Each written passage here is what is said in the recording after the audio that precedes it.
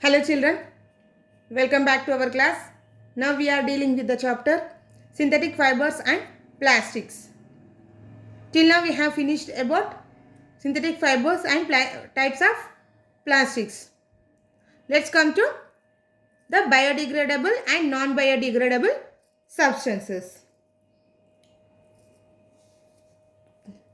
Children, if you see,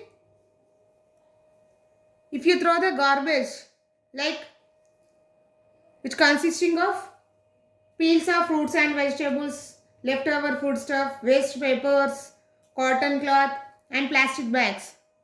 Otherwise, make a dig in the soil. Throw these all items and again fill with the soil. Fill that with the soil. After 1 to 2 months, if you dig it again, what are the substances which can be decomposed or which will mix with the soil, and what are the substances which are left over? Yes, the substances like plastic, they won't decompose easily, whereas the cloth and the papers will partially decompose, whereas the peels of fruits and vegetables, it will decompose completely. We cannot see that. Why? Because those are the food items are broken down into very small particles, and further those are again broken down by the bacteria. The bacteria which is present in the soil will decompose it, will consume it and will break down into very smaller particles. So this process is called decomposition. Whereas the cloth and waste papers, it takes some time. They will also decompose, but it takes some more time to decompose. Whereas the plastic bags, they cannot decompose easily like the food items, the peels of fruits and vegetables. So the material which can be easily decomposed by the natural process are called biodegradable substances. Whereas the substances which does not decompose by the natural process, we call them as non-biodegradable. I think you may have observed, if you throw the garbage in the covers outside, the animals which are living in the surrounding, means when the animals like cows or buffalo, they come and eat, they want to food, so they may go and eat that food which are placed in the covers. So they may eat the cover along with the food. So those covers will also enter through its stomach, enter into the stomach. So this leads to the death of organisms or lead to many other diseases in animals. So we have to take some steps to prevent the plastic. We should not throw the garbage outside. Not only that, if you see some food items, they will decompose easily, but the plastic, it takes many thousands of years, many hundreds of years to decompose in the soil. So different items take its own time for the process of decomposition depending upon the material. And slowly decomposing causes the pollution. It leads to soil pollution if they are not decomposed easily like food. So it may lead to soil pollution. Not only that, even the burning of the plastics releases a lot of poisonous air into the atmosphere, and by breathing that air we may cause many lung infections. So we have to avoid such type of things. So these, by burning the plastic also causes the air pollution. So we have to avoid such type of pollution. For that, there are some principles That is 4R principle. Here 4R means reduce, recycle, reuse and recover. So if you follow these, we can decrease the use of plastic and we can help our future generation not to cause the pollutions. If you see the reduce, children, if you visit a function or birthday parties, what are the things which are made up of plastic? Yes, plates, spoons, glasses, everything. Those are made up of plastic only. After completing that party or function, if you see the garbage, you will see more amount of plastics items only in that garbage. So we have to reduce that one. How can we reduce? By using the things which are made up of metals like steel spoons or steel plates to avoid the negative consequences on environment. And landfilling of plastics and burning of plastics in the incinerator, means in the dumping yards, is also another way of disposing the plastic. Means when they are throwing these garbage in the incinerators, if they burn that, then we can avoid such type of pollution also. Next one is the reuse. The second one is the reuse. So the articles made of plastics may be used again and again for its optimum utilization.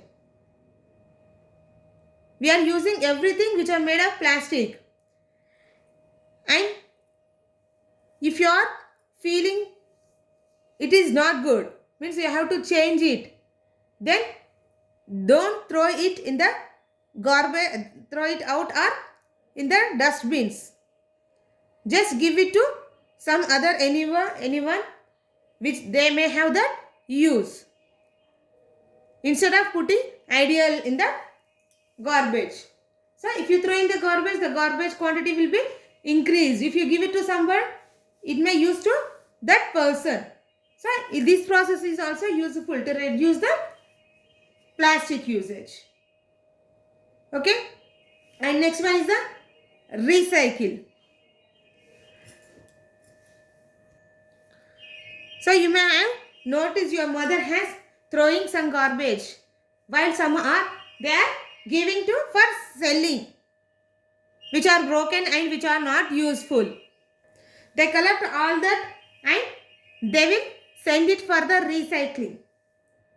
So what are the plastics they are buying, they will give it to the recycling centers. So in that centers they will recycle the plastic. So by this process also we can recycle. By the process of recycle also we can reduce the plastic items. Means we can decrease the pollution. If you see, there are 6,000 types of plastics available in the world now. But there are only 6 forms which we are using regularly. And the coding help us in the recycling. In the previous class, we have discussed about different types of plastics and their codings. That is PET, HDPE, LDPE, PVC. Like this, PS. There are many plastics, 6,000 of plastics. Even the synthetic fibers also comes under this only.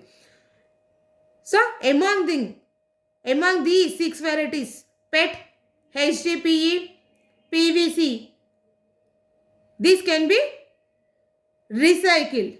But here, PVC is not now recycling, whereas LDPE is not recycled commonly. Means they are not given for the recycling process. If you see the PS code, which is used for making coffee mugs, egg boxes, packing peanuts, can be recycled. So it is also one useful process to obtain materials from which the original products were made. So the Society of Plastic Industry, that is SPI, has introduced a voluntary resin identification coding system in 1988. That is nothing but the triangle symbol, the three arrows which forms a triangle. We have discussed in the coding, in which the code number is placed in the middle. So this is offered to identify the type of plastic it is. Means either it can be recycled or not. So the plastic holders, means who are buying that, they can observe this coding or icon, recycling icon, so that it can be recycled or not, they may know. This is the universal recycling symbol. Okay. So it is essential to recycle some codes but there are some plastics which cannot be recycled. So while buying, you have to observe this recycling code, can be recycled or not. Whereas some plastic items which are used for manufacturing of toys, computer keyboards and many other products simply do not fit in the coding system, because wide variety of plastic materials are made up of the needs, requiring the needs of the consumer, are using different varieties. So recycling of various types of plastic is not commercially viable because their production were more when compared to others. Next one is the recover. The Supreme Court gave the judgment on ways and means of solidifying the waste management and gave orders to implement this in all the cities of India in 2003. So it belongs to the municipalities. This belongs to municipalities. Why? Because the plastic occupies major quantity in the garbage. So here the principal recover plays major role in the solid waste management. And it can be that solid waste is used in manufacturing of or converted into other sources like electricity, heat, compost and fuel through the thermal or biological means. You can observe this in the villages and towns. Okay? Okay children, this is about the 4Rs principle. We have to follow this principle to save our environment. Not only for us, even for the future generations. Thank you children. Hope you understood about this class. See you in the next class with another topic. Thank you.